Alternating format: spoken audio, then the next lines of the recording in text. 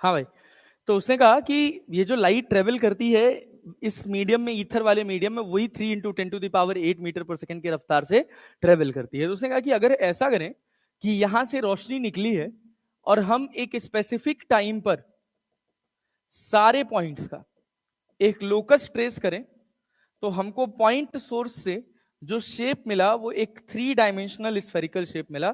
और हमने कहा ये, इसका नाम क्या रखा? Wave front. क्या नाम रखा भाई साहब? Wave front. ताकि ये वो वेव फ्रंट है जिसमें एनर्जी एक जगह से दूसरी जगह जा रही है। क्लियर? अच्छा, अगर पॉइंट सोर्स हो, अगर अपने पास लाइन सोर्स हो, तो वेव फ्रंट कैसा बनेगा? मान लो अगर अपने पास एक लाइन सोर्स हो, जैसे एक बल्ब लगा दो, ट्यूबलाइट्स लगा दो यहां पर एक लंबी सी, तो इससे जो वेव फ्रंट बनेगा वो कैसा बनेगा? सिलेंड्रिकल। अभी बात भी करेंगे कि इसका फॉर्मेशन कैसे होता है।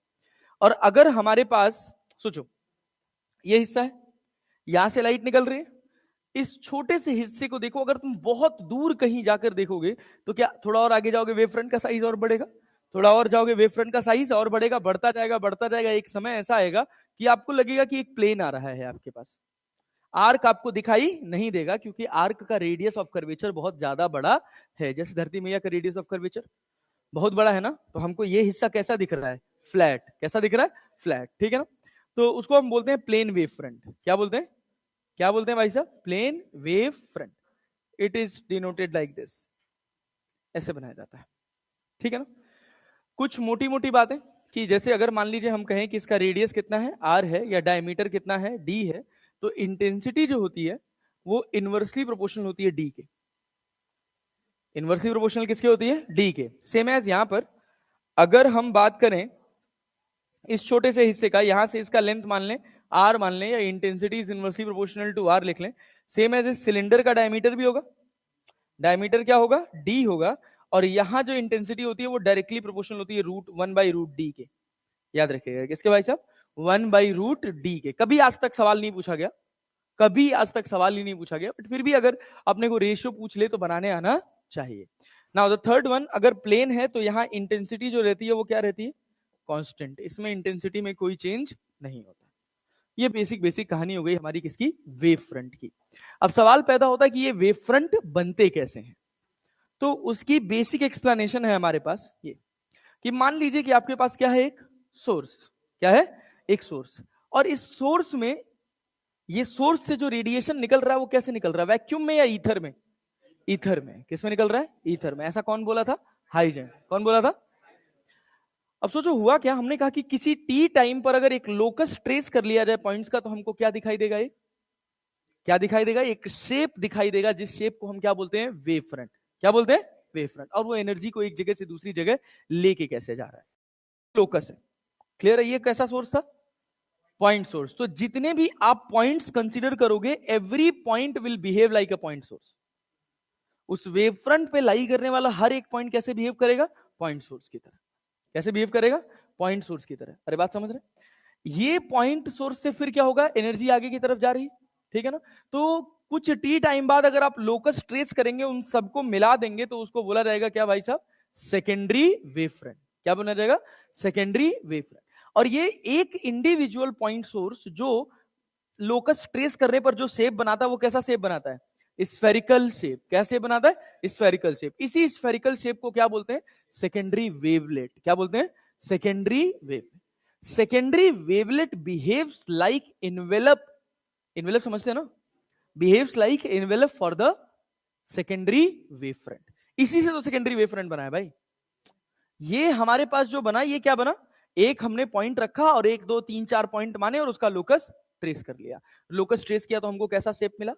स्फेरिकल। कैसा मिला? अब उस पे तुम जितना पॉइंट कंसीडर किए हो, हर एक पॉइंट कैसे बिहेव करेगा? As a point source. Clear?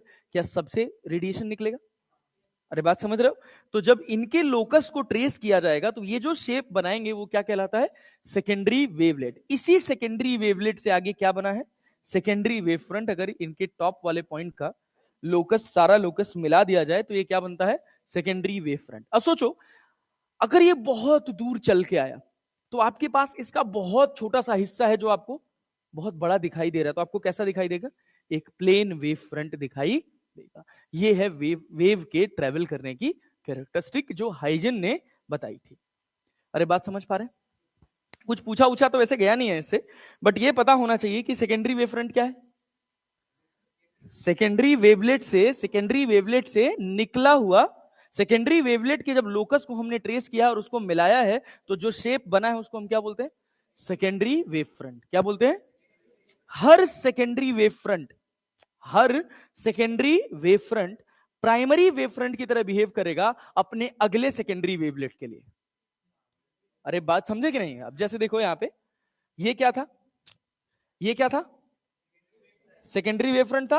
अब ये बन जाएगा प्राइमरी वेव फ्रंट, और इस पे आप जितने पॉइंट कंसीडर करोगे उनका लोकस जब ट्रेस करोगे तो वो क्या कहलाएगा? Secondary wavelet. और उस सेकेंडरी वेवलेट से क्या बनेगी? Secondary wave front. अरे क्लैरिटी है? बात समझ पा रहे हैं? पहले क्या बना? Primary wave front. फिर क्या हमने उसको हर एक पॉइंट पे कंसीडर किया तो क्या सेकेंडरी वेवलेट्स बने, और सेकेंडरी वेवलेट्स के लोकस को ट्रेस किया तो क्या बना? Secondary wave front. अब फिर सेकेंडरी वेव फ्रंट क्या बन जाएगा? प्राइमरी वेव फ्रंट बन जाएगा, और उस पर आप जो लोकस बनाओगे उससे सेकेंडरी वेवलेट बनेगी, और फिर सेकेंडरी वेवलेट क्या बनाएगी? Secondary wave front. और ऐसे ही हमारी एनर्जी प्रोपोगेट करती है। क्लैरिटी है? तो इसमें हाइजन भाई साहब की कुछ थ्योरी थी। क्या थी? कि the locus of all ether particle vibrating in same phase is known as wave front. अभी यही तो पढ़ के आ रहे हैं भाई। दूसरा क्या? Light travels in the medium in the form of wave front. तीसरा क्या? when light travels in a medium then the particle of medium starts vibrating and consequently a disturbance is created in the medium. Every point on the wavefront becomes the source of secondary wavelet. It emits secondary wavefront. It emits secondary wavefront in all direction which travels with the speed of light. अरे भाई क्या बच्चा? कहां पर? Every point on the wavefront becomes the source of secondary wavelet. जो primary wavefront बना है उस पर आप क्या बना रहे हो? छोटे छोटे पॉइंट सोर्सेस, छोटे छोटे पॉइंट सोर्सेस, और वो पॉइंट सोर्सेस क्या बना रहे हैं? Secondary wavelet. अरे यार क्या यार, ऐसा गधा हो क्या? ये तुम्हारा प्राइमरी वेवफ्रंट है ना, इस पर तुमने खूब सारे पॉइंट्स कंसीडर किए। Every point will behave like a point source, ठीक है ना? और उसका लोकस बनाओगे तो क्या बनेगा तुम्हारे पास? Secondary wavelet. क्या बनेगा? और इन सेकेंडरी वेवलेट्स का जब लोकस ट्रेस करोगे तो तुमको क्या बनेगा? Secondary wave front. ठीक है ना? तो पहले कौन आया? प्राइमरी वेव फ्रंट, फिर आया सेकेंडरी वेवलेट, फिर क्या आया? Secondary wave front. फिर सेकेंडरी वेव फ्रंट क्या बन गया? Primary wave. समझ रहे हो ना? प्राइमरी वेव फ्रंट, फिर क्या बना? सेकेंडरी वेवलेट, फिर क्या बना? सेकेंडरी वेव फ्रंट, फिर secondary wave front, primary wave front, और ऐसे एनर्जी ट्रेवल करे। और ये जो वेव फ्रंट्स बन रहे हैं ये किस मीडियम पे बन रहे हैं? ईथर पे। इस पर बन रहे हैं ईथर। ये उसकी सबसे बड़ी गलती थी, क्योंकि ईथर के प्रैक्टिकल एग्जिस्टेंस को वो डिफाइन नहीं कर पाया था। क्या चीज? हाँ, जैसे मान लो रस्सी लिए हैं, वेव्स याद है? अगर टू एंड फ्रो मोशन करा रहे हैं तो क्या एनर्जी नीचे चल के जा रही है? कौन लेके जा रहा है? रस्सी का पार्टिकल क्या नीचे जा रहा है? नहीं, वो तो वही है ना, वो बस एनर्जी को ट्रांसमिट कर रहा है। याद करो, एनर्जी ट्रांसफर इन वेव पढ़े थे, याद है? क्या था फॉर्मूला? क्या था एनर्जी ट्रांसफर इन वेव का? 1/2 mu a square omega square cos square omega t minus k x. और यही काइनेटिक एनर्जी भी था। अरे था ना? नहीं याद है? ये D you by D x, D के बाई डी एक्स क्या दोनों बराबर होते हैं? एक साथ मीन पोजीशन पर मैक्सिमम होते हैं और एक साथ एक्सट्रीम पोजीशन पर जीरो होते हैं या मिनिमम होते हैं। अरे क्लियर है? मैं गधा, तुम लोग को कुछ याद नहीं रहता है। चलो कोई बात नहीं, ठीक है। सुनो, ये कहानी थी अपने हाइजन भाई साहब की। छोटे छोटे सवाल हैं। Huygens concept of secondary wave allow us to the find the focal length of the thick lens, is a geometrical method to find a wavefront, is used to explain polarization, is used to determine the velocity of light। क्या भाई साहब? अरे नहीं दादा, geometrical method to find a wavefront, secondary wave से ही तो अगला wave front बन रहा है, तो क्या होगा? बी।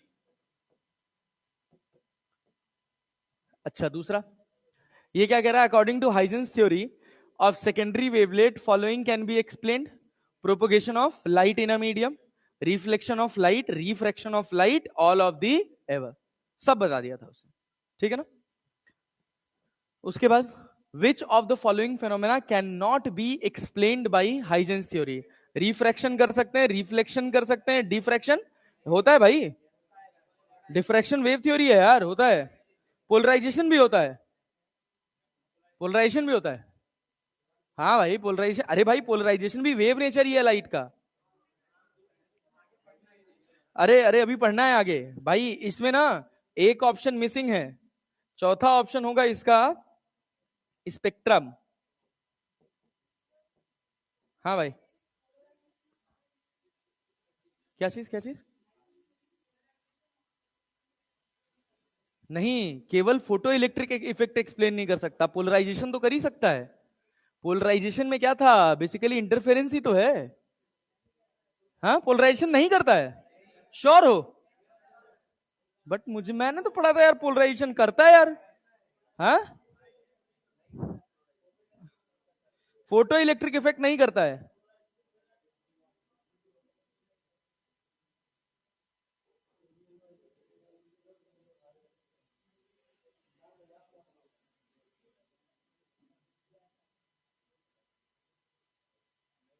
हाँ, पोलराइजेशन नहीं करता है, चौथा ऑप्शन होगा पोलराइजेशन, पोलराइजेशन नहीं करता है, इसको ठीक कर लेना।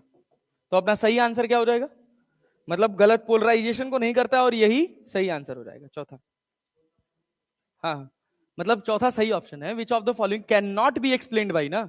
हाँ, पोलराइजेशन और फोटो इलेक्ट्रिक इफेक्ट।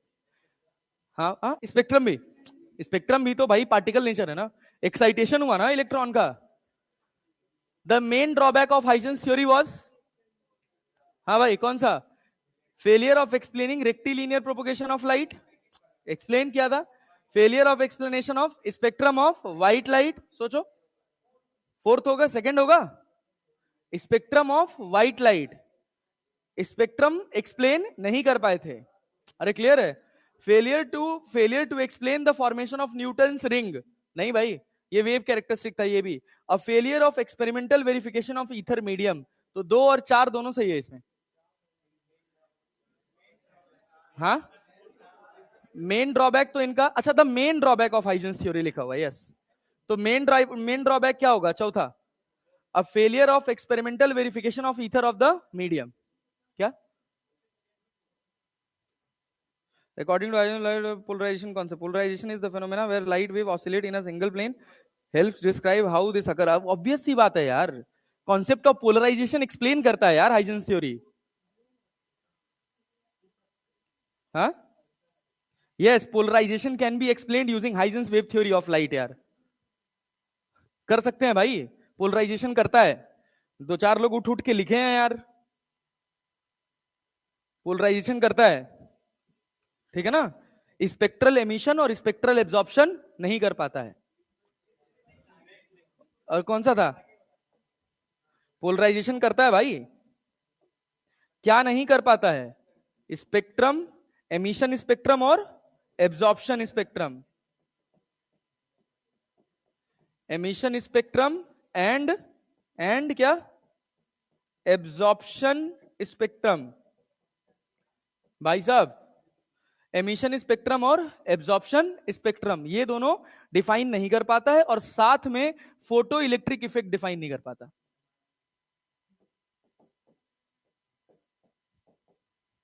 अरे क्लियर, क्लियर है भाई साहब? क्या बच्चा, क्या बच्चा, क्या क्या नहीं एक्सप्लेन कर पाएगा, एमिशन और एब्जॉर्प्शन स्पेक्ट्रम, और दूसरा पांचवा क्या, मतलब ये दो चीजें, पहला क्या भाई, क्या पहला क्या, emission spectrum and absorption spectrum, और दूसरा क्या, फोटो इलेक्ट्रिक इफेक्ट, ये दो चीजें हाइजेंस वेव थ्योरी एक्सप्लेन नहीं कर पाती। अरे क्लैरिटी है, चलो आओ आगे बढ़ते हैं। क्या भाई, किसमें, इस वाले में ईथर होगा। हाँ भाई, क्या चीज, Huygens wave theory of light can not explain photo electric effect, origin of spectra, polarization of light. But polarization यार कॉन्ट्राडिक्टरी है, पोलराइजेशन कॉन्ट्राडिक्टरी है, पोलराइजेशन एक्सप्लेन करता है यार हाइजेंस वेव थ्योरी, ठीक है। हाँ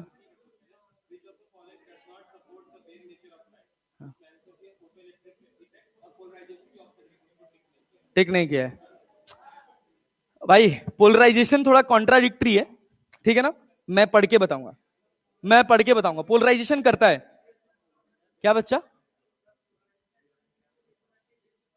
इलेक्ट्रोमैग्नेटिक वेव कैरेक्टरिस्टिक पता होनी चाहिए, वही तो मैं कह रहा हूं कि पोलराइजेशन करना चाहिए। किसमें?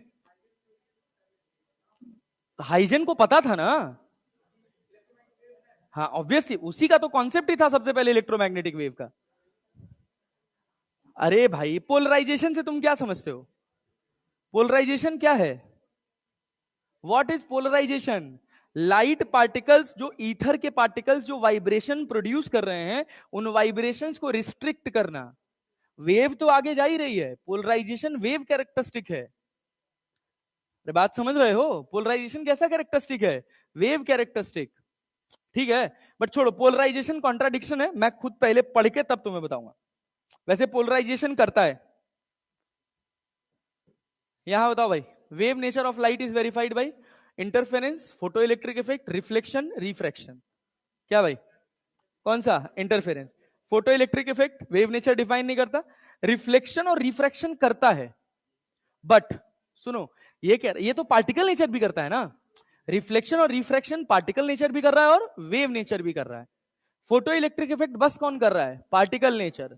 और इंटरफेरेंस बस कौन कर रहा है? Wave nature. तो wave nature of light is verified by interference. इन दोनों से वेरीफाई कर पाओगे क्या? नहीं, क्योंकि ये तो दोनों शो कर रहे हैं। अरे बात समझ रहे हो ना? पार्टिकल नेचर भी कर रहा है और वेव नेचर भी कर रहा है। नेक्स्ट वन कह रहा है light has a wave nature because light travels in straight line, light exhibits phenomena of reflection and refraction, light exhibits phenomena of interference. क्या तीसरा हो जाएगा? अगला हिस्सा यहां से आपका चैप्टर शुरू होता है, कोहेरेंट सोर्सेस एंड इंटरफेरेंस। अभी तक मतलब मैं जितने पीवाईक्यूज देख रहा था, कहीं भी हाइजन से कोई सवाल नहीं पूछा। बट फिर भी अगर पूछ ले तो ज्यादा से ज्यादा आपसे पूछेगा हाइजन कहां वैलिड होता है, ठीक है ना। और क्या बोलते हैं कि हाइजन की बेसिक लिमिटेशन क्या है। क्लियर? वेव फ्रंट्स की कहानी, पहले क्या बनेगा? प्राइमरी वेव फ्रंट, फिर क्या बनेगा? सेकेंडरी वेवलेट, सेकेंडरी वेवलेट, फिर क्या बनेगा? Secondary wave front. क्या बनेगा? सेकेंडरी, फिर सेकेंडरी वेव फ्रंट क्या बन जाएगा? Primary wavelet, primary wave front, फिर उस पर क्या? सेकेंडरी वेवलेट, फिर सेकेंडरी वेव फ्रंट, और ऐसे प्रोपोगेट करेगा। और जिस मीडियम में एक्सप्लेन किया गया था उस मीडियम का नाम क्या था? ईथर। क्या नाम था? ईथर। लेकिन उसके एग्जिस्टेंस को डिफाइन नहीं कर पाए थे, ये उनका ड्रॉबैक था। अब सुनो, अब हम बात करते हैं इंटरफेरेंस। इंटरफेरेंस रोल में क्यों आया? देखो होता क्या है कि लाइट दो तरह के फिनोमेना प्रोसेस करती है, एक का नाम होता है स्कैटरिंग और एक का नाम होता है डिस्पर्शन। एक का नाम होता है स्कैटरिंग और एक का नाम होता है डिस्पर्शन, ठीक है ना। स्कैटरिंग ऑफ लाइट कैसा फिनोमेना है? लाइट कब स्कैटर करेगी? लाइट की स्कैटरिंग कब होती है? जब कुछ बहुत छोटे छोटे पार्टिकल्स, इतने छोटे पार्टिकल्स जिनका साइज जो है, जो लाइट उनके ऊपर पड़ रही है उनके वेवलेंथ के साइज के अप्रोक्सीमेशन में, समझ रहे हो ना। अगर बहुत बड़ा ऑब्स्टिकल होगा तो लाइट पार्टिकल नेचर शो करती है। कैसा नेचर? Particle nature. जैसे एक एग्जांपल बनाया गया, क्या किया गया, एक कार्डबोर्ड लिया गया, कार्डबोर्ड में एक होल कर दिया गया, ठीक है ना, बहुत पतला सा होल कर दिया गया और उसके पीछे एक टॉर्च जला दी गई अंधेरे कमरे में। तो ऐसा देखने को मिला कि स्क्रीन पर जैसे लेजर लाइट देखते हो ना, क्या एक बीम निकलती है, तो ऐसे उसमें से भी एक बीम निकलनी चाहिए थी, लेकिन बीम नहीं निकली। स्क्रीन पर सेंटर पर एक डार्क ब्राइट स्पॉट बना, फिर कुछ लाइट नहीं थी, डार्क स्पॉट बना, फिर ब्राइट, फिर डार्क, फिर ब्राइट, फिर डार्क। अरे क्लैरिटी है? क्लैरिटी है? तो हमने कहा कि ये पार्टिकल नेचर तो नहीं हो सकता, ये कैसा नेचर है?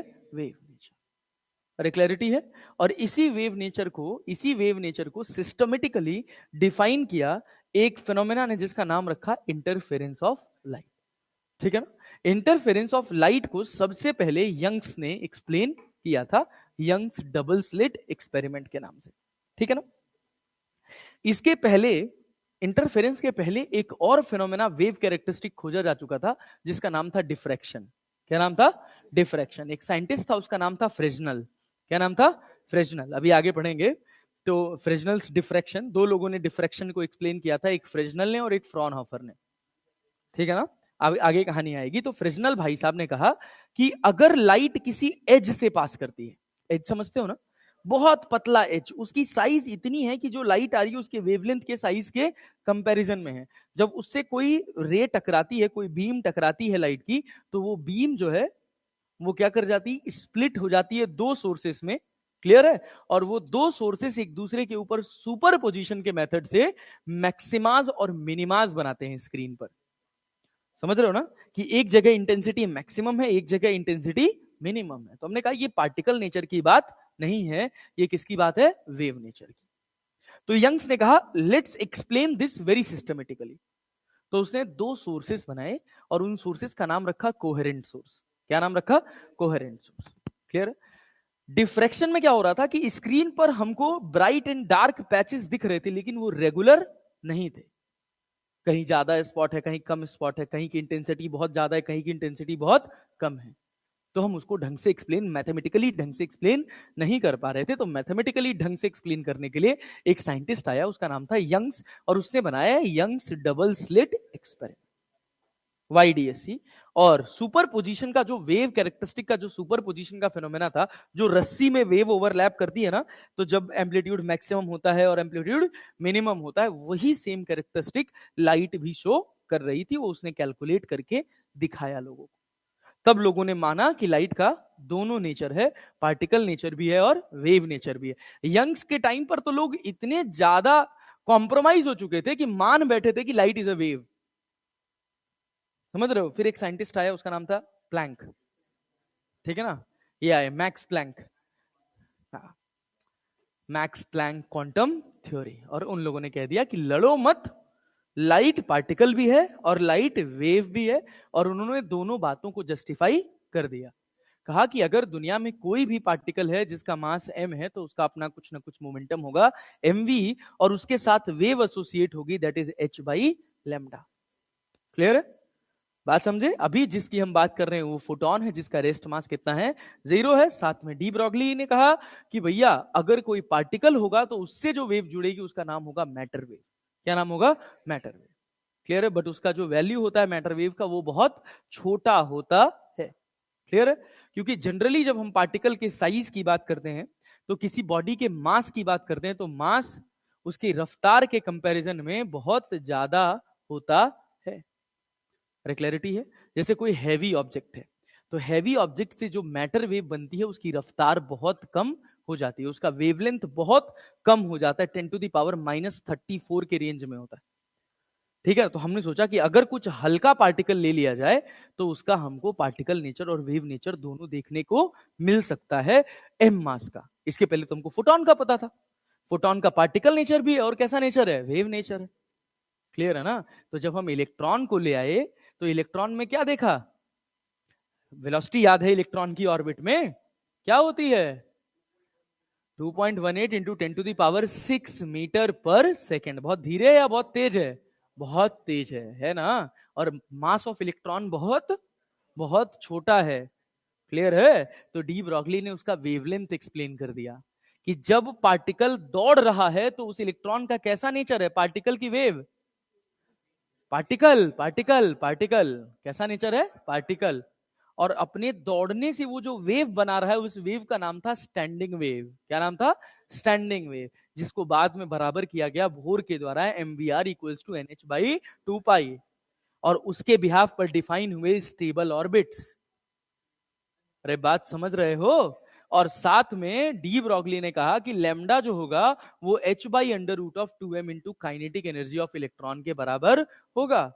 मतलब उसी इलेक्ट्रॉन का अपना वेवलेंथ भी है और उसी इलेक्ट्रॉन की अपनी रफ्तार भी है। तो जो उस इलेक्ट्रॉन की अपनी रफ्तार है, उस इलेक्ट्रॉन का जो अपना मोमेंटम है, वो कैसा नेचर है, पार्टिकल। और उसी इलेक्ट्रॉन का जो वेवलेंथ मिल रहा है वो कैसा नेचर है, वेव। अरे बात समझे। तो यहां से स्टेब्लिश हुई वेव पार्टिकल डुअलिटी, ठीक है ना। तो इसी वजह से जनरली जो सीक्वेंस बनाया गया है पढ़ने का, वो ऐसे ही बनाया गया कि पहले आप पार्टिकल नेचर पढ़ेंगे, फिर आप वेव नेचर पढ़ेंगे, वेव ऑप्टिक्स पढ़ेंगे, और फिर उसके बाद आप डुअल नेचर पढ़ेंगे। पार्टिकल नेचर, वेव नेचर और फिर डुअल नेचर। हम लोग उल्टा पढ़े हैं, पहले क्या पढ़ लिए हैं, ड्यूअल नेचर। ठीक है। तब तो ये बताओ भाई साहब, अब इसमें सबसे पहला सवाल पैदा होता है क्या, कोहेरेंट सोर्सेस। इसके बारे में हम पहले भी चर्चा कर चुके हैं, अरे वेव्स में किए थे भैया, कि अगर दो सोर्सेस हैं, मान लो हमने तुमसे कहा कि दो सोर्सेस हैं, एक सोर्स S1 है और एक सोर्स S2 है, ये दोनों सोर्सेस का फ्रीक्वेंसी सेम है और फेज डिफरेंस कांस्टेंट है। याद करो मैक्सिमा मिनिमा जब गिनवा रहा था तो बताया था, अगर दोनों सोर्सेस का फ्रीक्वेंसी सेम है और फेज डिफरेंस कांस्टेंट है तो उसको क्या बोलते हैं, कोहेरेंट सोर्सेस। क्या भाई साहब, टू सोर्सेस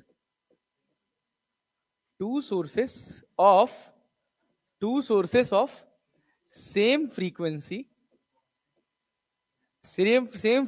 एंड, क्या भाई साहब, and constant phase difference,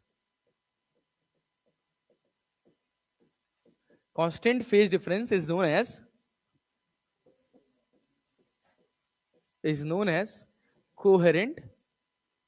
coherent sources। समझिएगा, जो हमको पढ़ना है वो यही पढ़ना है कि एक सोर्स है आपके पास S1 और एक सोर्स है आपके पास S2। अगर ये दो इंडिपेंडेंट सोर्स हुए तो ये कभी भी कोहेरेंट नहीं हो सकते। आप फ्रीक्वेंसी भले सेम रख लेंगे लेकिन इनका फेज डिफरेंस कांस्टेंट नहीं रख पाएंगे। अरे क्लैरिटी है। तो हमने सोचा क्या करें कि हम कांस्टेंट फेज डिफरेंस का सोर्स बना पाए, कोहेरेंट सोर्स बना पाए। तो उसका जो सबसे सिंपल मेथड है वो ये है कि यहां पर एक होल कट कर दो और यहां पर एक होल कट कर दो और इसके मिड पॉइंट पर एक बल्ब लगा दो। मिड पॉइंट पे क्या कर दो, एक बल्ब लगा दो। तो क्या होगा भाई, सोचो सोचो सोचो, अगर मिड पॉइंट पे बल्ब लगा दोगे तो क्या फायदा होगा, क्या यहां से जो लाइट निकलेगी जितना इधर चल रही है उतना इधर चल रही, अरे चल रही है, ये भी एक्स है और ये भी एक्स है, और ये आपके पास स्क्रीन हो गई, अरे हो गई ना। यहां पे बताओ फेज डिफरेंस कितना होगा या पाथ डिफरेंस कितना होगा, क्या यहां से रे ऐसे जाएगी, यहां से रे ऐसे जाएगी, अरे जाएगी ना। ये जो आपको रे की तरह दिख रही है बेसिकली रे नहीं है, ये वेव है। क्या है भाई साहब, वेव। देखिए होता क्या है कि अगर ये होल बहुत छोटा है, approximately in the size of wavelength of light, तो होता क्या है कि यहां से जो वेव बनती है वो कैसी बनती है, पहले वेव फ्रंट बनेगा, क्लियर है, इसको बोलते हैं क्रेस्ट। क्या बोलते हैं, फिर एक वेव फ्रंट बनेगा उसको बोलते हैं ट्रफ, फिर क्या बनेगा, क्रेस्ट, फिर क्या बनेगा, ट्रफ, फिर क्या बनेगा क्रेस्ट, सेम एज यहां पे। अरे क्लियर है ना, सेम एज यहां पे, पहले क्या बनेगा क्रेस्ट, फिर क्या बनेगा ट्रफ, फिर क्या बनेगा, अरे क्लियर है, अरे crest crest crest crest crest crest, फिर क्या बनेगा ट्रफ, अरे बनेगा ना, फिर क्या बनेगा क्रेस्ट। क्या ये प्रोसेस चलेगा, पक्का जी। जब क्रेस्ट और क्रेस्ट सुपर इंपोज करते हैं, याद करो एक बात बताए थे कि एक वेव ऐसे जा रही है और एक वेव ऐसे आ रही है, जब ये दोनों सुपर इंपोज करेंगे, ये इधर जाने वाली है ये इधर आने वाली है, तो जो रिजल्टेंट बनता है क्या वो बड़ा हो जाता है। एक वेव ऐसे जा रही है और एक वेव ऐसे आ रही है, तो यहां पे रिजल्टेंट क्या सीधा हो जाता है, ये क्रेस्ट है और क्या है ट्रफ, ये क्रेस्ट है और ये भी क्या है क्रेस्ट। अगर हम कहें ये ट्रफ है जाने वाली वेव और जो आने वाली वेव है वो भी क्या है ट्रफ है, तो ट्रफ और ट्रफ जुड़ेंगे तो क्या बनेगा, क्या बड़ा ट्रफ बनेगा, यस सर। क्लियर है क्या। तो जब क्रेस्ट और क्रेस्ट ओवरलैप करते हैं या जब ट्रफ और ट्रफ ओवरलैप करते हैं तो मैक्सिमा बनता है, क्या बनता है, और जब क्रेस्ट और ट्रफ ओवरलैप करते हैं तो क्या बनता है मिनिमा, क्या बनता है मिनिमा। तो ये देख रहे हो ना, ये देखो यहां क्या क्या ओवरलैप किया है, क्रेस्ट एंड क्रेस्ट। सोचो अब जब आप यहां पर आओगे, इसको यहां लेकर जाओगे ऐसे बनाओगे तो इसमें कई सारे क्रेस्ट एंड ट्रफ बन रहे हैं। तो आप क्या कर रहे हो, जब क्रेस्ट क्रेस्ट के लोकस को ट्रेस कर रहे हो और जब ट्रफ और ट्रफ के लोकस को ट्रेस कर रहे हो तो आपको क्या बन रहा है मैक्सिमा, क्या बन रहा है। और जब आप क्रेस्ट और ट्रफ के लोकस को ट्रेस करके सीधी लाइन बना रहे हो तो क्या बन रहा है मिनिमा। उसी को ऐसे एक बीम से दिखाया जाता है, क्लियर। हाँ पूरी स्क्रीन पर, तभी तो मैक्सिमा मिनिमा बनता है। बात समझे ना? हमको स्क्रीन पे कोई बीम, यहां बीच में हमको कोई बीम दिखाई नहीं देगी, बस हमको स्क्रीन पे क्या दिखाई देगा? Dark bright patch, dark patch, bright patch, dark patch, bright patch, dark patch, ये दिखाई देगा। बात समझे? तो अगर हम यहां पर हैं तो ये बताओ, क्या इस जगह पर हमेशा पाथ डिफरेंस 0 होगा? मिड पॉइंट पे, मिड पॉइंट पे क्या हमेशा पाथ डिफरेंस शून्य रहेगा? रहेगा ना? अरे भाई ऑब्वियस सी बात है, देखो यहां से रे कितना चल के गई? x, यहां से भी कितना? x। हम कह रहे हैं यहां से x1 चली, कितना चली? यहां से x2 चली, क्या x1 और x2 बराबर है? नेट पाथ डिफरेंस कितना है? 0। नेट पाथ डिफरेंस कितना है? 0। अब जब भी तुम यहां आओगे, यहां हमेशा पाथ डिफरेंस कितना रहेगा? 0। इसी को बोलते हैं टू सोर्सेस ऑफ फ्रीक्वेंसी। दोनों की किस सोर्स से डेराइव हुई? इस सोर्स से ना। तो फ्रीक्वेंसी दोनों की सेम है और फेज डिफरेंस दोनों का कांस्टेंट है। मान लो हम कह रहे हैं कि हम यहां पर कहीं हैं, हम इस जगह पर हैं, इस जगह पे हमको कोई ब्राइट पैच मिला हुआ है, क्लियर है ना? और हम देख रहे हैं कि यहां पर जो पाथ डिफरेंस है वो हम कह रहे हैं 6 लैम्डा है। कितना भाई साहब? 6। तो यहां पर हमेशा पाथ डिफरेंस कितना रहेगा? 6 लैम्डा, वो कभी चेंज होने वाला नहीं है। उसी को बोलते हैं कांस्टेंट फेज डिफरेंस या कांस्टेंट पाथ डिफरेंस। अरे समझ आया? कांस्टेंट पाथ डिफरेंस का मतलब ये बिल्कुल नहीं है कि through out path difference same रहेगा। अब पाथ डिफरेंस अगर थ्रू आउट सेम रहेगा तो मैक्सिमम मिनिमा का पोजीशन ही नहीं डिफाइन कर पाओगे।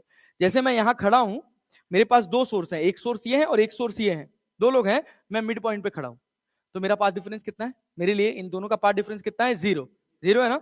जब भी मैं मिड पॉइंट पे खड़ा रहूंगा, पाथ डिफरेंस हमेशा क्या रहेगा? 0। इसका मतलब है कांस्टेंट पाथ डिफरेंस या कांस्टेंट फेज डिफरेंस।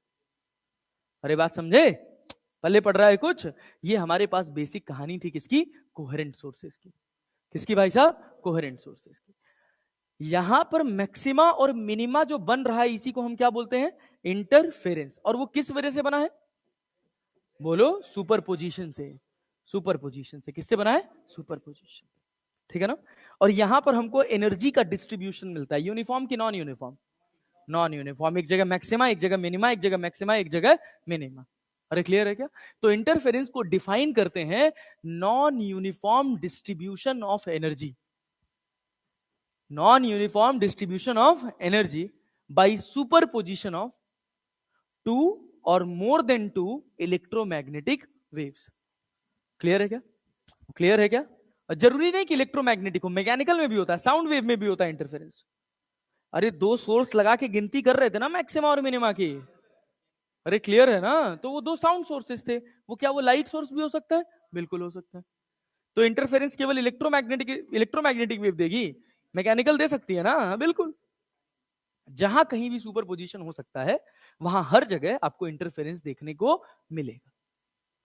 और क्लैरिटी है? तो इंटरफेरेंस क्या है? इंटरफेरेंस क्या है? The phenomena of non uniform distribution of energy due to superposition of two और मोर देन टू वेव्स।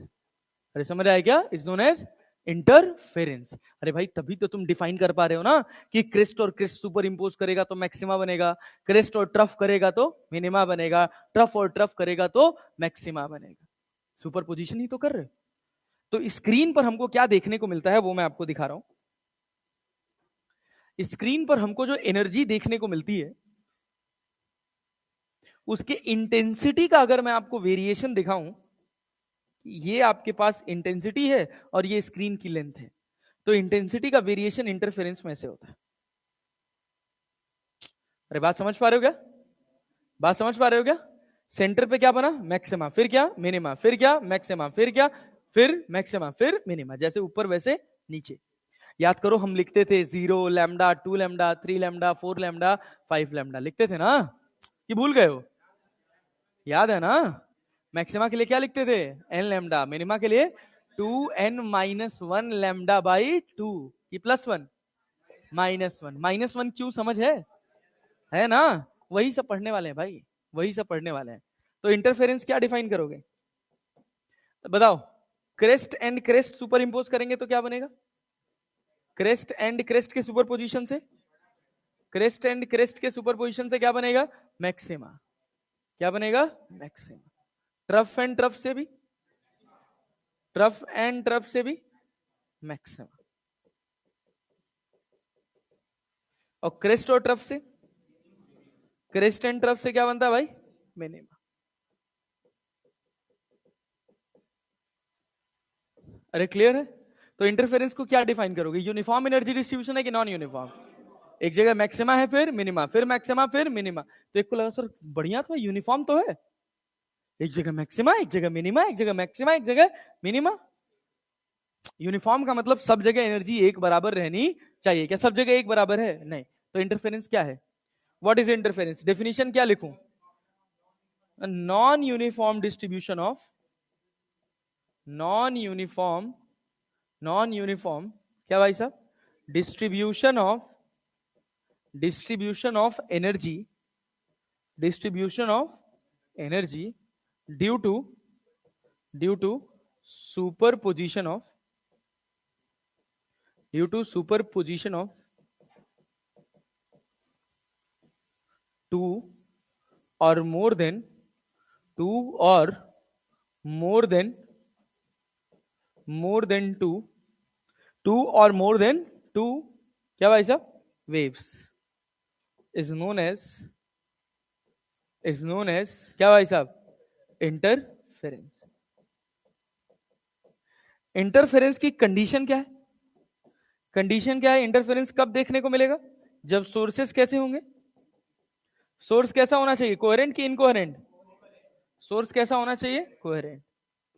अरे क्लियर है क्या? बस अगर सोर्स मेरा कोहेरेंट है तो फ्रीक्वेंसी सेम होगी और फेज डिफरेंस कांस्टेंट होगा। फ्रीक्वेंसी सेम होगी और फेज डिफरेंस कांस्टेंट होगा। चलो लिखो, शुरू हो जाओ।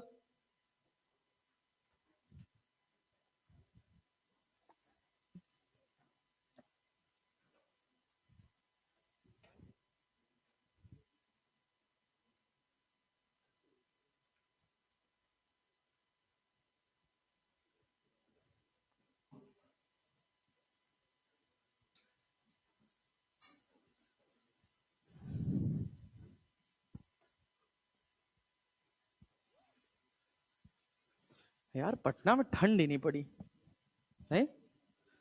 बढ़िया है, अच्छा हुआ तुम लोगों के लिए। बारिश? बाहर तो ठंड है भाई। क्या कह रहा? अमेरिका में आग लग गया है? हाँ, उनके, उनके सबसे अमीर लोगों के शहर में आग लगी है। हर साल ऐसे नहीं लगती थी।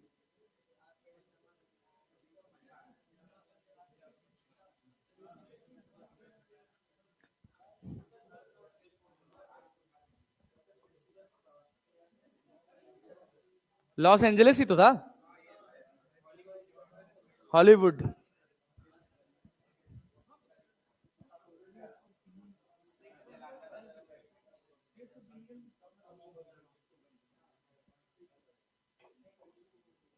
बट वही है कि वहां सब लोग इंश्योर्ड रहते हैं, वहां सब लोग इंश्योर्ड रहते हैं, सब गवर्नमेंट बना के देगी। इंश्योरेंस रहता है ना। टैक्सेशन बहुत खतरनाक है। हाँ, क्या चीज?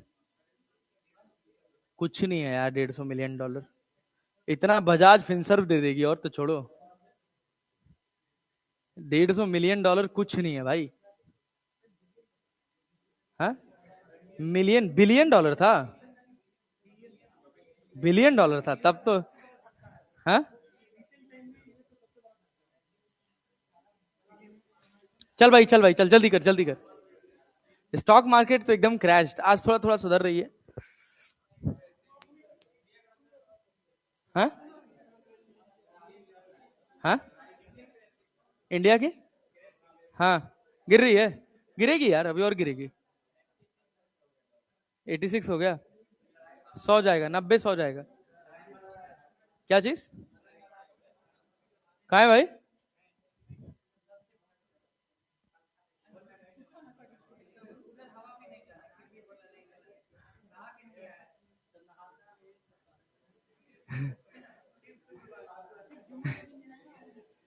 कहाँ थे नेता? आओ बेटे।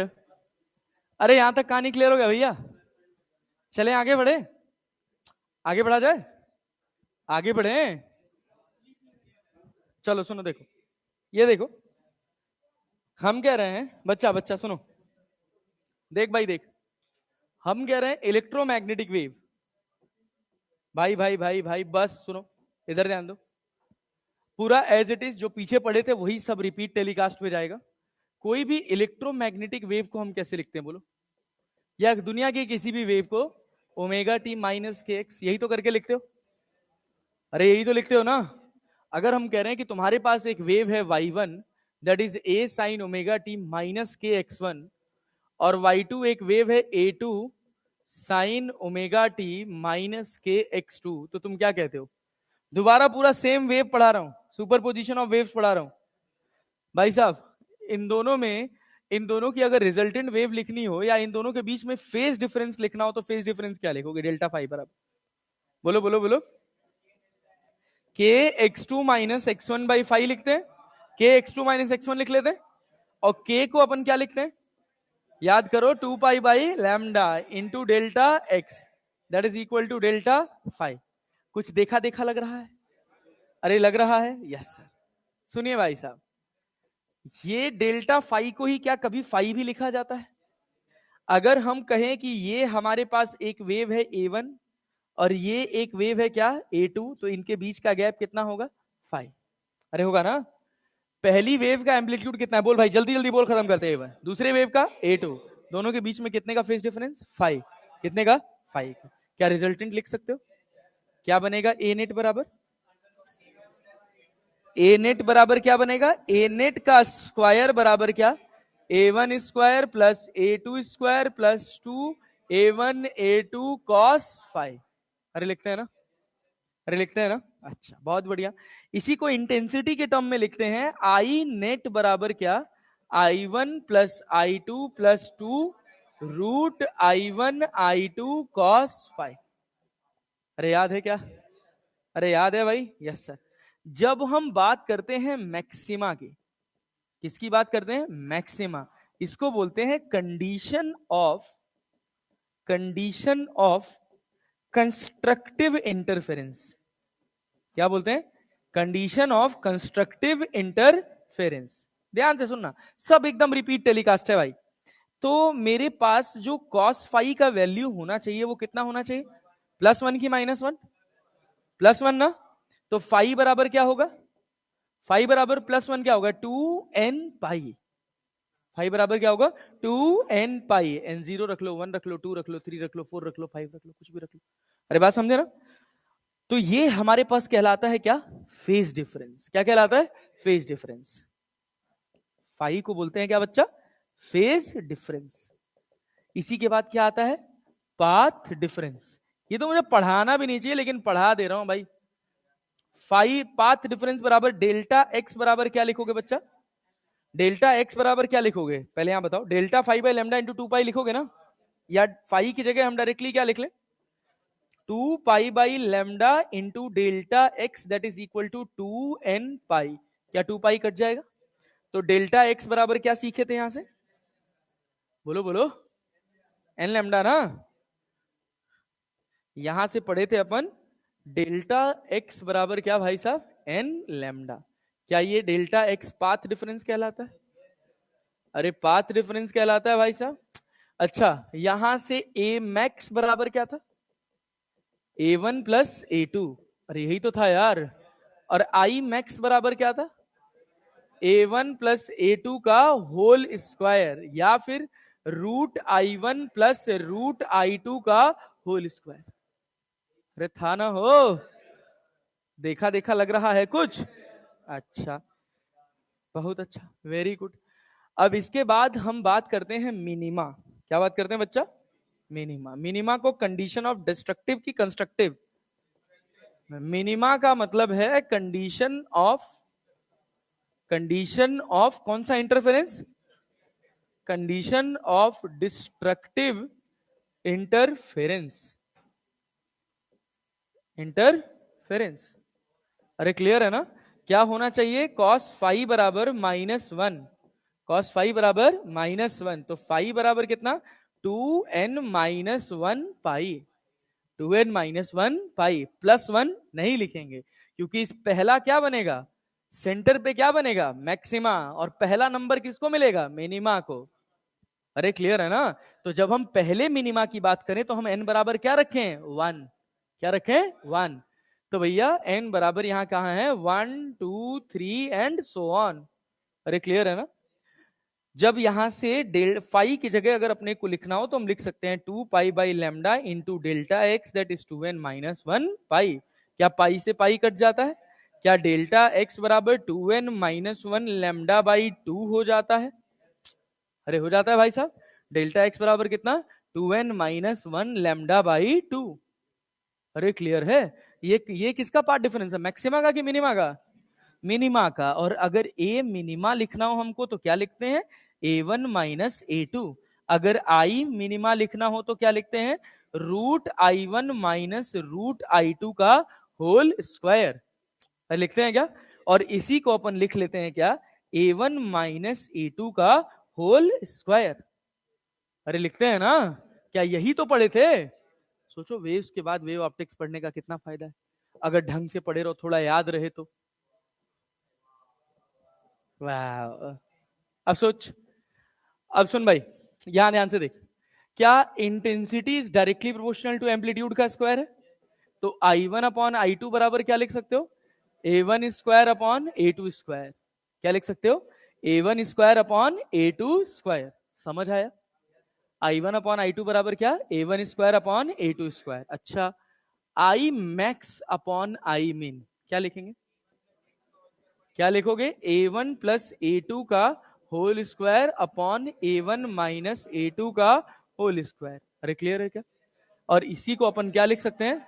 Root I1 plus root I2 का whole square upon root I1 minus root I2 का होल स्क्वायर। क्या पूरा कट कॉपी पेस्ट है? कोई चेंज नहीं, एकदम कुछ चेंज नहीं है। अरे बात समझ आया? एकदम as it is, line by line वही चलेगा। अच्छा, इसमें एक कंडीशन होती है, वो सुनो।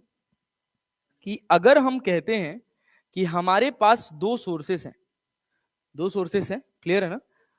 हमको यहां पर इंटरफेरेंस देखने को मिलेगा। ये स्क्रीन है आपकी, अरे है ना? और इंटरफेरेंस फॉर शार्प इंटरफेरेंस, समझ रहे ना?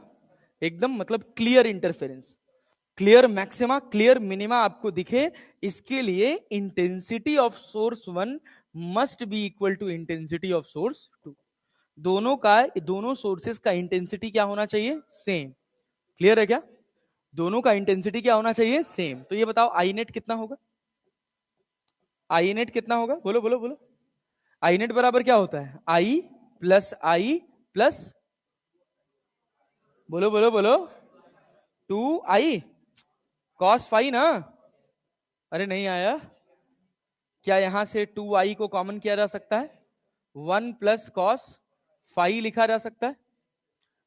1 प्लस कॉस 2 थीटा, क्या 2 कॉस स्क्वायर थीटा के बराबर होता है? अरे होता है। तो यहां पर अगर आपको दिक्कत ना हो तो मैं आई नेट बराबर क्या 4i कॉस स्क्वायर 5/2 लिख सकता हूं। कैसे लिखा हूं? 1 प्लस कॉस 5 जो है, इसको अपन चाहें तो ऐसे लिख सकते हैं, 1 प्लस कॉस 2 5/2। तो 1 प्लस कॉस 2 थीटा जो होता है वो बराबर होता है 2 कॉस स्क्वायर थीटा बाई 2 के। क्लियर है ना? या 2 कॉस स्क्वायर थीटा के, तो थीटा आपका कितना है? 5/2, तो 2 कॉस स्क्वायर 5/, समझ आए? तो आई नेट कितना मिल गया अपने को? 4i cos square 5/2। अरे क्लियर है? नहीं आया? समझ आया? यही आगे चल के जब पोलराइजेशन पढ़ेंगे तो जो वेव्स हट जाती है, इंटेंसिटी गायब होने से इंटेंसिटी क्या हो जाती है? I0/2 हो जाती है। वो इसी फॉर्मूले से निकल कर आता है। आगे पढ़ेंगे। और सुनिएगा, क्या यहां तक कहानी क्लियर? क्या यहां तक कहानी क्लियर है? अरे पक्का जी, देख लीजिए, कोई दिक्कत कोई परेशानी नहीं। यही था, इतना ही था, यही पढ़ना था। क्या है? अब इसके बाद यंग्स डबल स्लिट एक्सपेरिमेंट आ जाता है, जिसमें हम ये बात करेंगे कि मैक्सिमा और मिनिमा जो नंबर बन रहा है वो बनेगा कहां। काउंटिंग मैक्सिमा मिनिमा की याद है? अरे याद है? मान लो हम तुमसे कहते कि ये तुम्हारे पास सोर्स है, यहां से यहां तक के बीच का गैप है 4 लैम्डा। कितना है भाई साहब? कितने मैक्सिमास बनेंगे? कितने मैक्सिमास बनेंगे? ये स्क्रीन है, ये स्क्रीन है, कितने मैक्सिमास बनेंगे? कितने? 0 के 9, कितने भाई? 10, इनफाइनाइट। यहां पे पार्ट डिफरेंस कितना? 0। पार्ट डिफरेंस कितना? 0। ऊपर कहीं लैम्डा, कहीं 2 लैम्डा, कहीं 3 लैम्डा, कहीं 4 लैम्डा। इधर कितना? Lambda, 3 lambda, 4 lambda. कितने मैक्सिमस? 1 2 3 4, 4 4 8, और एक सेंटर वाला 9। मैक्सिमस कितने? मैक्सिमस कितने नेता? 9। और मिनिमास कितने हो? मिनिमास कितने? 8। अरे ये काउंटिंग आती है ना? आती है ना? आओ देखो सवाल, देखो सवाल, देखो क्या कह रहा है। The energy in the phenomena of interference is conserved and get redistributed. अरे भाई यही तो। Is equal at every point, सही है? नहीं, इसको अपन, ये अपने को थोड़ा थोड़ा सही लग रहा है। Is destroyed in a region of dark fringes, नहीं। Is created at the place of bright fringes, नहीं। पहला क्या होगा? Is conserved and get redistributed. वही जो लाइट की एनर्जी है वही तो रीडिस्ट्रीब्यूशन हो रहा है ना। वही तो हम पढ़े इंटरफेरेंस में, क्या पढ़े हो? The non uniform distribution of energy. तो कहीं से लेके थोड़ी आए, उस लाइट के पास थी ना। दूसरा क्या? The resultant amplitude in the interference with to coherent sources depends upon. Resultant amplitude किस बात पे डिपेंड करेगा? केवल एम्पलीट्यूड पे डिपेंड करेगा, ओनली फेज डिफरेंस पे करेगा, या both of the above? Both of the above. अरे आई मैक्स आई मीन पढ़े हो ना? वो किस बात पे निर्भर कर रहा है? फेज डिफरेंस पे।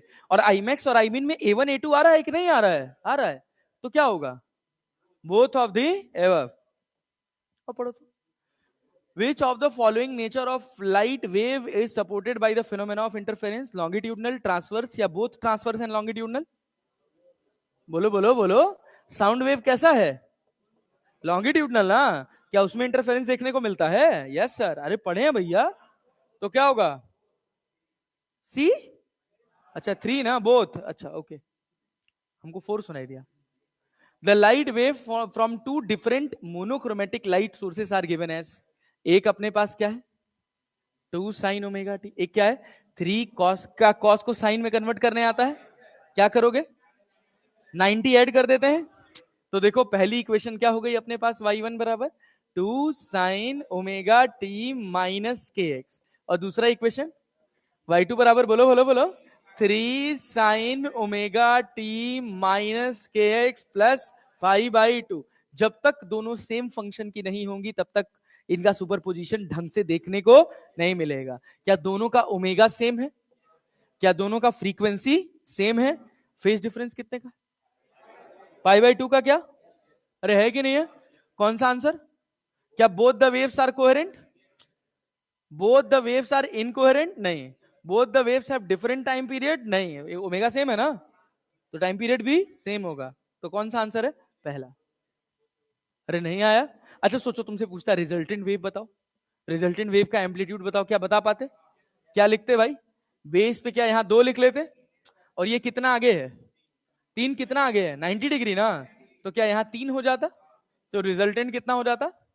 2 दूना 4, 3 त्रिका 9, 9 4 13। तो क्या √13 हो जाता? क्या ये फाई लिखना अपने लिए कोई बड़ी बात नहीं है? क्या ये थीटा लिख सकते हैं भाई? क्या लिखोगे? tan थीटा बराबर 3/2, थीटा बराबर tan इनवर्स 3/2 लिख सकते हैं। क्या रिजल्टेंट वेव लिखने आएगा? y नेट बराबर एम्पलीट्यूड कितना है वो? √13 ना। और क्या लिखोगे? Sine omega t minus k x plus theta. Theta कितना? tan inverse 3/2। अरे इसी से तो 3 आगे है ना, तो 2 वाली इक्वेशन में ही तो थीटा ऐड करोगे तो यहां पहुंच जाओगे। तो 2 वाली इक्वेशन क्या है? 2 sine omega t minus k x, उसमें थीटा ऐड कर दो। और एम्पलीट्यूड कितना बना रिजल्टेंट का? 13। अरे बात समझे? √13 ये हो गया। और सुनो, ये क्या कह रहा? In Young's double slit experiment, Young's double slit experiment यही है। कौन सा? एक सोर्स यहां पर और एक सोर्स यहां पर। अरे क्लियर है ना? कह रहा है if there is no initial phase difference between the light from the two slits, initially कोई फेज डिफरेंस नहीं है, ठीक है। A point on the screen corresponding to fifth minima has a path difference. Fifth minima has a path difference. Formula क्या है minima का? Delta phi. Delta path difference पूछा है, डेल्टा एक्स बराबर बोलो बोलो, डेल्टा एक्स बराबर 2n-1 लैम्डा बाई 2। अरे क्लियर है क्या? कौन सा मिनिमा पूछा है? फिफ्थ मिनिमा ना। अब सोचो, अगर तुम यहाँ 2n+1 लिखे होते तो तुम्हारा n कहां से शुरू होता? 0 से। कहां से होता? और तुमको कहता 5 तो यहां लिखते 4। अरे ठीक ठीक है ना, तो कंफ्यूजन क्रिएट करेगा। हमको कौन से मिनिमा पूछा है? पांचवा। n की जगह क्या डाल दे? 5। 2 5 10, 10 में से एक गया, तो आंसर क्या होगा? डेल्टा एक्स क्या होगा? हो 9 lambda by 2। C is the right answer. NEET Orissa 2019। अरे नहीं आया। अगला सवाल देख, सब टाइम पास है। For distinct interference pattern to be observe necessary condition is that the ratio of intensity of light emission by both the sources should be. अगर distinct interference का मतलब है क्लियर इंटरफेरेंस, क्या भाई साहब? 1:1। अभी अच्छा आदमी था, इतना सस्ता सवाल पूछा। क्लियर है? अब सवाल क्या पूछ सकता है कि डिस्टिंक्ट इंटरफेरेंस के लिए जो रिजल्टेंट इंटेंसिटी होगी, क्लियर है ना, उसका फॉर्मूला क्या होगा, उसकी वैल्यू क्या होगी, या वो cos फाई पे कैसे डिपेंड करेगी? Directly proportional cos phi, directly proportional to cos square phi by 2, ठीक है ना, directly proportional to cos 2 phi, directly proportional to cos phi. तो क्या होगा? Intensity is directly proportional to cos square phi by 2। पर समझे कि नहीं? ये नेट इंटेंसिटी है, और नेट इंटेंसिटी का पूरा फॉर्मूला अभी क्या पढ़े हो? 4I0 cos square phi by 2। अरे आया क्या? यहां देखो, कह रहा the coherent source of light produces constructive interference when the phase difference between them is. Constructive interference का मतलब डेल्टा फाई बराबर कितना होगा? 2n पाई। तो कौन सा होगा? पाई। कौन सा? 2 पाई। अरे क्लियर है ना? सस्ते सस्ते सवाल है। ये देखो क्या कह रहा, in interference of light derived from two slits aperture, if at some point on the screen the yellow light has a path difference of 3 lambda by 2, then the fringe at that point will be yellow in color, dark white in color and bright। 3 lambda by 2 पे, अबे भाई yellow colour की light थी, तो ये तो white colour तो अपने आप से पैदा होगा नहीं। क्या होगा? 3 लैम्डा बाई 2 पे मैक्सिमा की मिनिमा कौन सा? पहला कि दूसरा कि तीसरा? पहला लैम्डा बाई 2 पे और दूसरा कहां है? 3 लैम्डा बाई 2 पे। अरे आया, ये नमूनी चीज है यार, कुछ नहीं इसमें। ये देख, थोड़ा घुमा लिया सवाल को। क्या कह रहा?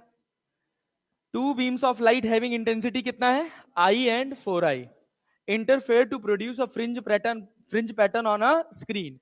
The phase difference between the beam is pi by 2 at point A and 2 pi at point B. Then find out the difference between the resultant intensities A and B. क्या पहले I1 I2 निकाल दे? I1 I2 निकाल दे। Formula क्या होता है? Formula क्या होता है बोलो? ये बताओ, जब फेज डिफरेंस तुम्हारा, सोचो, फेज डिफरेंस जब तुम्हारा पाई बाई 2 है तो क्या बन रहा है? मैक्सिमा की मिनिमा।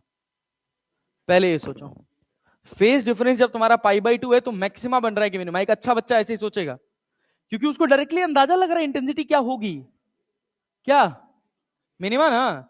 अरे जीरो पे 2n पाई है ना, डेल्टा फाई बराबर क्या है? 2n पाई। 2n पाई, तो जीरो पे, पाई पे, 2 पाई पे क्या बन रहा है? मैक्सिमा। क्या बन रहा है? मैक्सिम। नहीं आया। डेल्टा फाई बराबर +1 पढ़े हो ना भाई? डेल्टा फाई बराबर +1 पढ़े हो ना?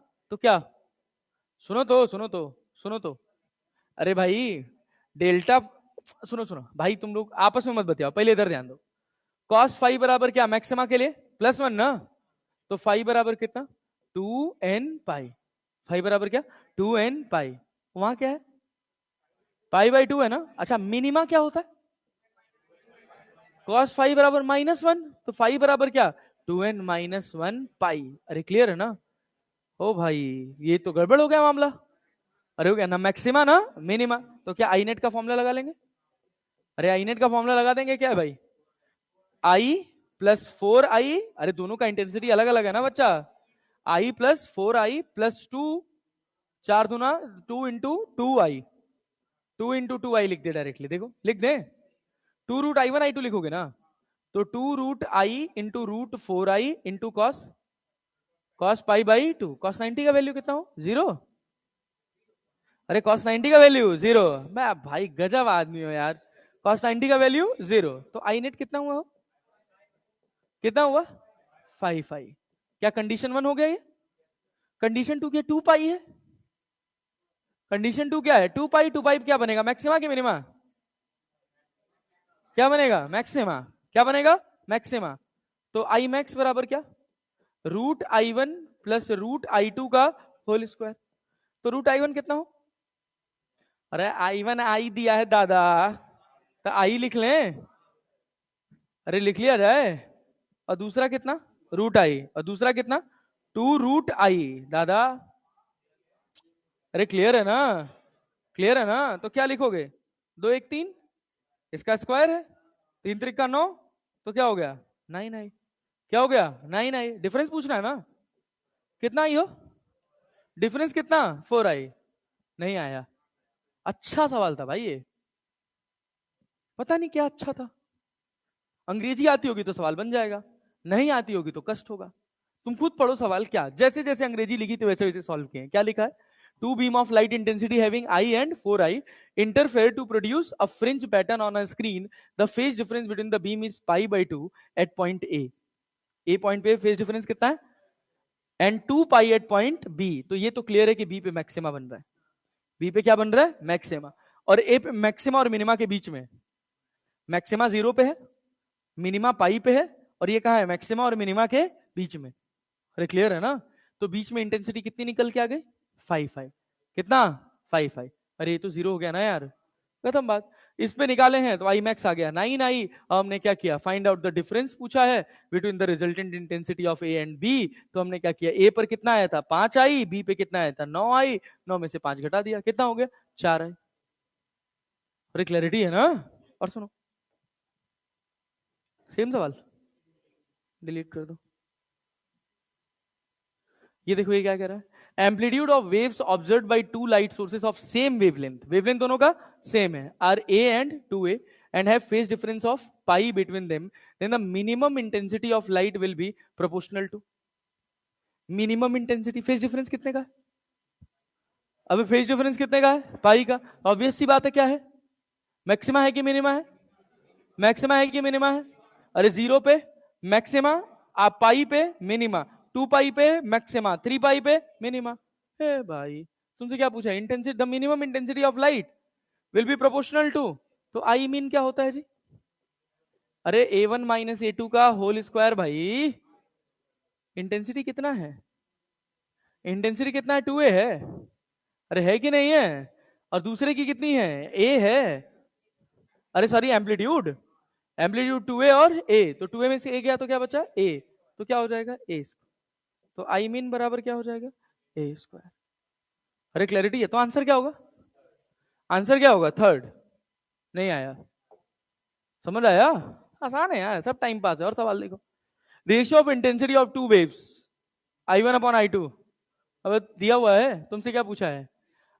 Maximum and minimum intensity. ये बताओ, I1 अपॉन I2 कितना दिया है जी? 25/1 ना। ये बताओ A1 square upon A2 square होगा कि नहीं होगा? ये तो A1 अपॉन A2 कितना हो? अरे 5/1। अरे क्लियर है? क्लियर है? तो आंसर हो जाएगा, बोलो बोलो बोलो। तुमसे मैक्सिमम मिनिमम इंटेंसिटी पूछा है ना, तो I max upon I mean कितना? बोलो बोलो बोलो। A1 प्लस A2 का whole square upon A1 minus A2 का होल स्क्वायर। तो 5 1 6, कितना हो गया? 36। 5 में से 1 गया 4, 4/32, 4 9 36, 9:1 है। 9:4। 4 कैसे? अरे 4 चौको 16 ना। हाँ, एक 4 और है, तो कितना हो जाएगा? 9/4। सही आंसर सी। कि एकदम सब वही पुराने वाले सवाल ही तो है। अब नहीं लगाऊंगा इस तरह के सवाल, छोड़ दूंगा ना। हाँ। ये देखो ये क्या कह रहा? If the intensity of wave observed by two coherent sources is high, then the intensity of resultant wave in constructive interference। दोनों का इंटेंसिटी सेम है, दोनों का इंटेंसिटी सेम है। क्या एकदम डिस्टिंक्ट इंटरफेरेंस देखने को मिलेगा? Crystal clear? अरे मिलेगा ना। और नेता आई नेट का फॉर्मूला क्या पढ़े हो? 4i cos square 5/2। तुमसे क्या पूछा है? Intensity of resultant wave in constructive interference ना। कंस्ट्रक्टिव का मतलब इसका वैल्यू किसके बराबर है? 1 के। तो आई नेट बराबर कितना हो गया? 4i। तो सही आंसर दूसरा। मैक्सिमम इंटेंसिटी 4i ही तो संभव है यार, कठिन है क्या? ये देखो तो, maximum number of possible interference of maxima for slit separation equal to twice the wavelength in Young's double slit experiment. क्या है यंग्स डबल स्लिट एक्सपेरिमेंट? क्या है? यही तो है। दोनों सोर्सेस के बीच का गैप कितना है? कितना है? 2 lambda, twice of the wavelength यार। Slit separation equal to twice the wavelength in Young's double slit experiment. बता यहां कितने मैक्सिमास मिनिमास मिलेंगे? 8? कितना? 5? सिंपल।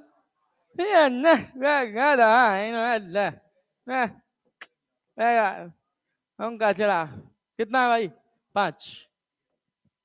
ये देख क्या कह रहा था, interference pattern is obtained with the two coherent light sources of intensity ratio n in the interference pattern, then the ratio of Imax minus Imin upon Imax plus Imin will be।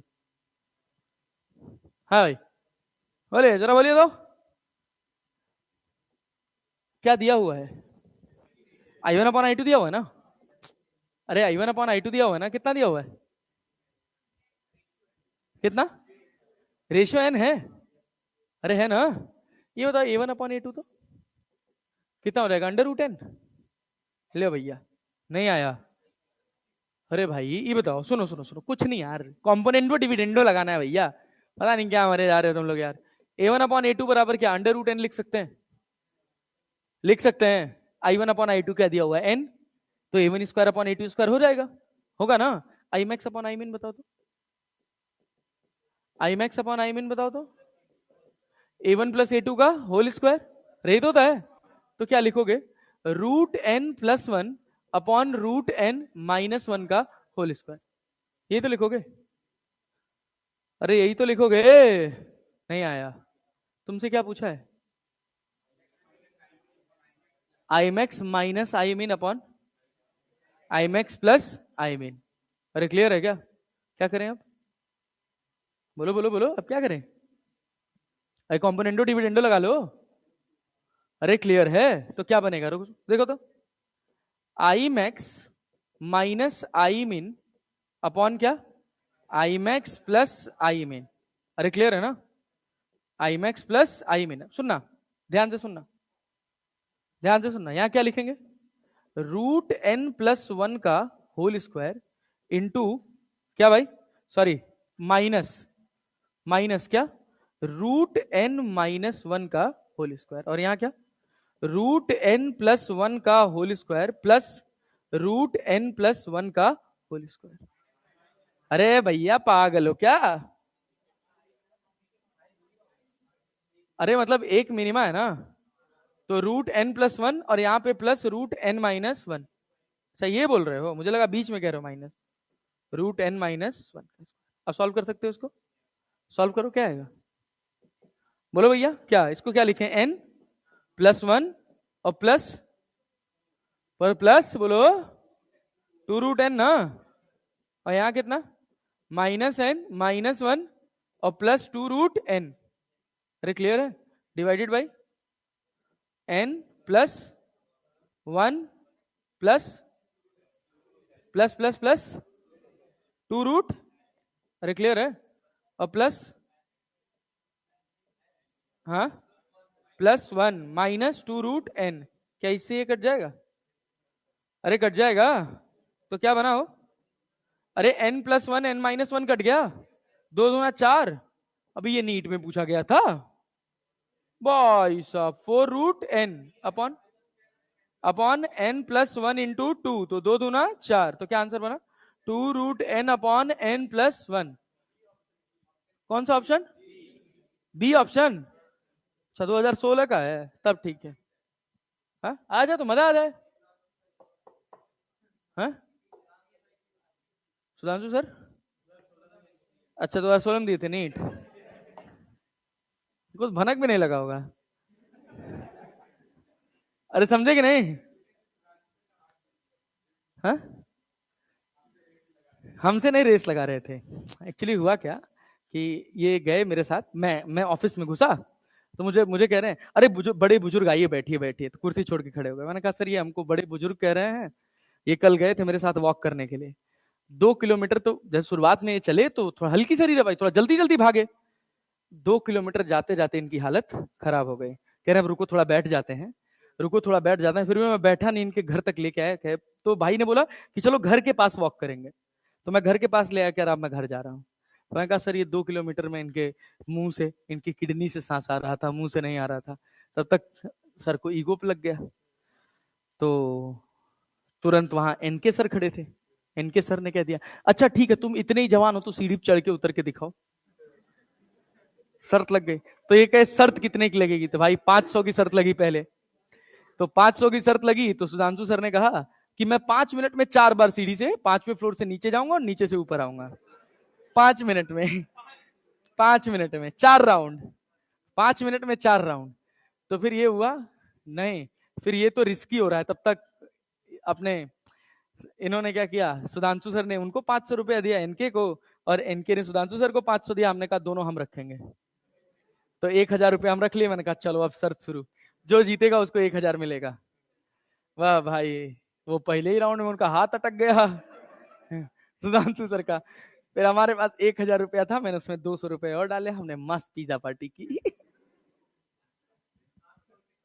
हाथ तोड़ के। हाँ नहीं नहीं, वो उनका थोड़ा सा ना यहाँ पे लिगामेंट्स का इशू है, उनका हाथ उतर जाता है अपने आप ही। हाँ वही वाला सीन है। ये देखो ये देखो ये देखो ये देखो बच्चा, इधर ध्यान दो, ये क्या कह रहा है? In Young's double-slit experiment using two coherent waves of different amplitudes, the intensity ratio between the bright and dark fringe is 3। ये मतलब क्या है?